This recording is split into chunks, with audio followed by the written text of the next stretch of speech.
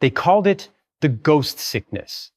It didn't come from bullets or shells, but from the very air they breathed, the ground they slept on, the mosquitoes that clouded the jungle twilight. In the steamy, rotting heat of the Pacific, Allied soldiers discovered a truth more terrifying than any Japanese bayonet. Their most relentless enemy had 6 legs and a whisper-thin whine. This was a war within a war, fought not for islands or airstrips, but for the simple capacity to stand, to think, to lift a rifle. The fevers promised not a hero's death, but a slow, grinding dissolution of the body and mind, turning the strongest men into shivering, wasted ghosts long before the fighting could claim them. The story of this hidden battle begins not in the jungle, but in the planning rooms of Washington and Melbourne, where strategists pushed colored pins across vast maps, imagining a clean, geometric war of advance and retreat. The men who would become the front line of this grand strategy were like Private James Miller from Ohio, a farm boy whose sturdy frame was built for baling hay and lifting crates, not for the suffocating humidity of New Guinea. He arrived in the summer of 1942, part of a tide of fresh-faced troops poured in to stop the Japanese advance toward Australia. Their confidence was a tangible thing, forged in training camps and a belief in American industrial might. They were prepared for the Imperial Japanese Army, but they were utterly unprepared for Anopheles and Aedes, the genera of mosquitoes that carried malaria and dengue hemorrhagic fever. The jungle itself seemed to be a malevolent, breathing entity. It was a world of perpetual dampness, where uniforms rotted on their bodies and the air was thick with the smell of decay and exotic blossoms. At dusk, the mosquitoes descended in voracious clouds, penetrating netting and finding every exposed inch of skin. The command's initial focus was on combat readiness, and the medical briefings about insect-borne diseases felt like a secondary concern, a footnote to the main manual of war. They were issued with quinine pills, a bitter-tasting prophylactic against malaria, but discipline in taking it was lax. It was an easy order to ignore until the enemy revealed its true face. That revelation began subtly. For James, it started as a headache he attributed to the relentless sun and a deep, unshakable fatigue that a night's sleep could not cure. Then the chills came, violent and uncontrollable, even in the 90-degree heat. His body began to ache as if he had been beaten with clubs. One moment he was burning up, his skin dry and blazing. The next, he was drenched in a cold, clammy sweat, his teeth chattering so hard he thought they would shatter. This was the classic tertian fever of malaria, the parasite Plasmodium vivax rampaging through his bloodstream, bursting his red blood cells in synchronized, devastating waves. He was evacuated from the front line to a makeshift field hospital, a collection of tents pitched on a patch of mud. What he saw there was a vision of a different kind of hell. The hospital was not filled with the bloody trauma of gunshot wounds, but with rows upon rows of men like him, their bodies wasted, their eyes bright with fever, or dull with exhaustion. The air rattled, with the sound of men shivering in their cots, a chorus of misery. Doctors and orderlies, themselves haggard and thin, moved through the tents with a grim efficiency, their supplies of quinine running dangerously low. They were fighting an epidemic with a teaspoon against a tidal wave. James lay on a cot, drifting in and out of consciousness, his powerful farm boy physique rendered useless. He was a casualty as surely as if he had been shot. But his war was being fought on a microscopic level. The loss of one soldier like James was a personal tragedy. The loss of thousands was a strategic catastrophe. Entire units, deemed combat effective on paper, were reporting 50, 60, even 90% of their men rendered useless by disease. The grand strategy was collapsing not under enemy pressure, but under the weight of the sick and the dying. The ghosts were winning. The field hospital was a laboratory of human suffering, a stark education in the biology of war. James Miller, trapped in the limbo of fever cycles, witnessed the full spectrum of the ghost sickness. Men writhed with the bone-breaking pain of dengue hemorrhagic fever, their skin flushing with a telltale rash before the terrifying phase of bleeding began, their bodies turning against themselves from the inside out. Others, like him, were prisoners of malaria's predictable rhythm. A few hours of deceptive normalcy, then the plunge into shaking chills, followed by the furnace of fever, and finally the drenching, exhausting sweat. The cycle repeated every 48 hours with merciless precision, leaching the strength and spirit from even the most resilient men. The medical staff, overwhelmed and under-resourced, fought a desperate holding action. The quinine supply was inconsistent, and the treatment itself was harsh, often causing tinnitus and nausea that added to the soldiers' misery. The hospital was not a place of healing so much as a warehouse for the afflicted, a stark symbol of a command structure that had tragically underestimated its microscopic enemy. The problem was not confined to the hospital tents. It bled back into the operational capacity of every unit in the theater. A patrol scheduled for dawn would be halved because a dozen men were spiking fevers at 3 a.m. Defensive perimeters grew thin and vulnerable as sentries collapsed at their posts, overcome by chills. The very concept of a front line became meaningless when the enemy resided within a man's own bloodstream. This was the war of attrition that no one had planned for. Commanders who had trained for tank battles and amphibious landings found themselves grappling with logistics of a different kind. How to move thousands of doses of quinine through treacherous supply lines, how to enforce the use of mosquito nets when the men were too exhausted to erect them, how to maintain morale when the will to fight was being systematically dissolved by fever. The official reports began to tell a damning story. In some units, for every one man evacuated with a combat wound, there were 5, even 10 evacuated with disease. The numbers were not just statistics, they were a narrative of failure. The grand strategy to isolate and defeat the Japanese in New Guinea was stalling not because of enemy resistance, but because the army was becoming an army of invalids.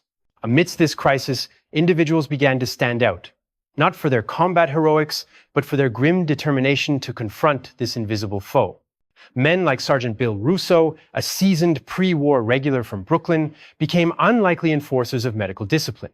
Having seen entire squads wiped out by disease, he transformed from a combat leader into a sanitation tyrant. He would patrol the bivouac area at dusk, personally ensuring every man had smeared anti-mosquito cream on his exposed skin and had properly tucked his netting. He enforced the bitter quinine parade with a zealot's fervor, understanding that this daily ritual was now more critical than marksmanship. "The Japs might get you," he'd growl, his voice a familiar rasp in the evening gloom. "But that's a maybe. This fever is a guarantee if you're stupid." His war had become a battle of minutiae, fought over undone shirt buttons and missed pills. In another time, his actions might have been seen as nagging, but here, in this green hell, they were a lifeline. He was fighting to preserve the very substance of his platoon, man by man, dose by dose, in a desperate attempt to keep the ghosts at bay. Meanwhile, in the sweltering intelligence tents, officers like Captain Edward Ross were piecing together a different part of the puzzle. His war was fought with maps and morbidity reports, not rifles. He tracked the correlation between troop movements and spikes in malaria cases, creating overlays that showed the disease was as tactical as any enemy unit. He identified specific valleys and river lines as hot zones of transmission, areas that cost more men in sickness than any enemy ambush.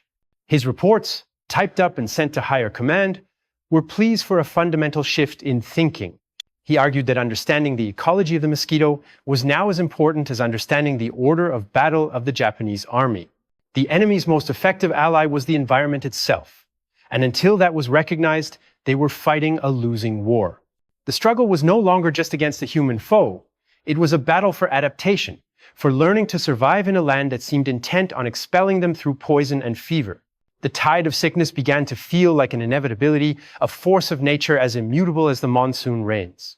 But in the face of this creeping defeat, a counteroffensive was slowly, painstakingly being organized. It was not led by generals with stars on their shoulders, but by doctors, scientists, and desperate junior officers in the field who understood that survival required a new kind of warfare. The realization had finally pierced the upper echelons of command. They could not win a shooting war if their army was dying in its cots. The response was a logistical and medical mobilization on a scale never before attempted in a combat zone. Ships that once carried only ammunition and rations now disgorged mountains of specialized cargo. Millions of doses of a new drug called Atabrine, tons of insecticide, vast rolls of mosquito netting, and portable spraying equipment. The bitter quinine was largely replaced by the equally bitter, yellow-staining Atabrine, and its consumption was made mandatory under severe penalty. Men lined up each day for their dose, their skin slowly taking on a sickly yellow hue, a small price to pay for the prophylaxis that kept the worst of the malaria at bay. The most visible and visceral symbol of this new war was the onslaught against the mosquito itself. Soldiers who had been trained to kill now found themselves on detailed, systematic missions to destroy breeding grounds. Patrols went out not to find the enemy, but to drain swamps, clear stagnant water from abandoned shells, and spray vast areas with a new, miraculous chemical known as DDT. The familiar, acrid smell of the insecticide became as much a part of the environment as the jungle humidity. Planes, usually instruments of destruction, were repurposed as flying sprayers, dousing entire islands in a fine, deadly mist that settled over water and vegetation, killing larvae and adult mosquitoes alike. For the soldiers on the ground, this work was strange and unglamorous. It felt like being a janitor for a continent-sized pest hole, but the veteran sergeants, men like Bill Russo, drove them relentlessly. They had seen the alternative, and they knew that every ditch filled, every pond oiled, represented a dozen men who would not shake with fever next week.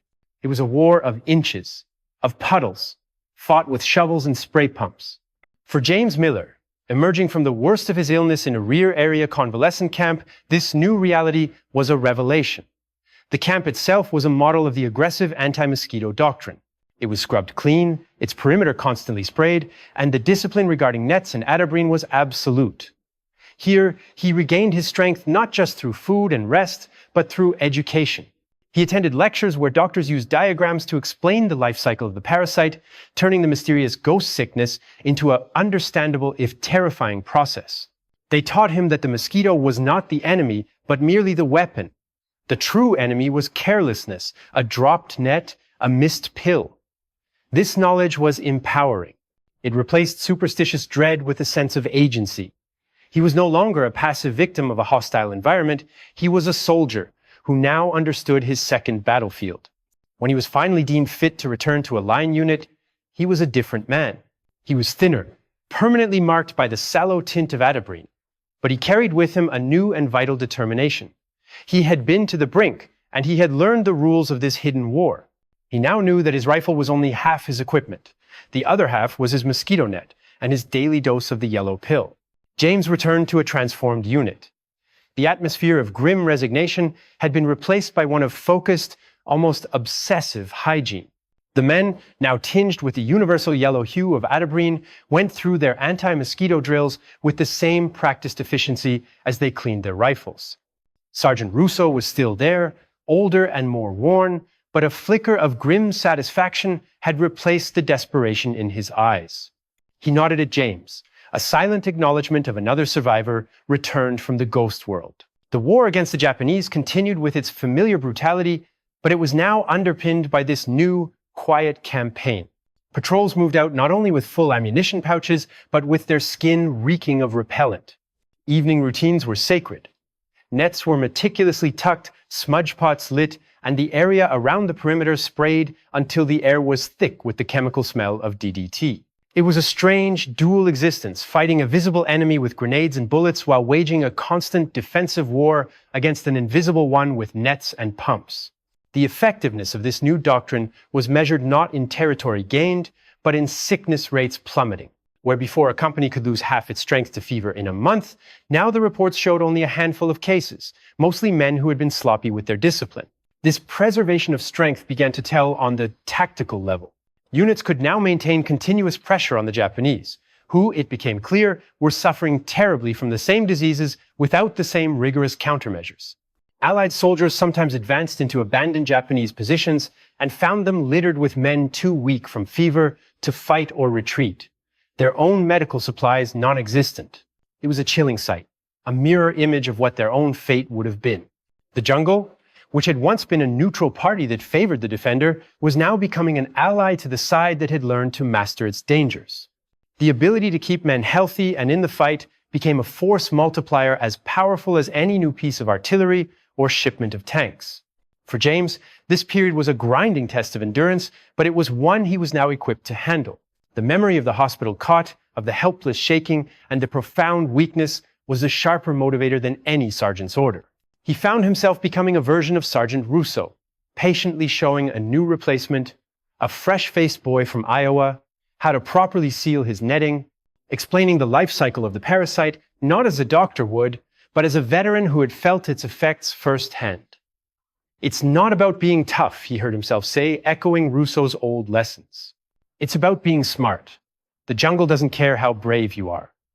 This transfer of knowledge, this hardening of the collective resolve, was the true victory. They were no longer just soldiers. They were survivors, a community bound by the shared understanding that their greatest battle was the daily mundane act of not getting sick. The war had taught them a humbling lesson, that the most advanced army in the world could be brought to its knees by a creature weighing less than a raindrop, and that the path to victory was paved not only with courage, but with soap, spray, and bitter yellow pills. The final push came not with a thunderous barrage, but with the quiet, accumulated strength of men who were still on their feet. The operation was a complex maneuver through the tangled ridges and swamps behind the Japanese lines, a task that would have been unthinkable months earlier when the ghost sickness held the army in its thrall. Now, James Miller moved with his platoon, each man a testament to the rigorous discipline that had become their second nature. Their faces were gaunt, their uniforms faded and patched, but their eyes were clear, free of the glassy sheen of fever. They advanced through the pre-dawn darkness, the air heavy with the scent of damp earth, and the ever-present chemical tang of insecticide on their clothes. As the first light of 5:30 a.m. began to filter through the canopy, they reached their objective, a key hilltop position overlooking a vital supply route. The attack was swift and violent, a brutal exchange of grenades and close-quarters fire.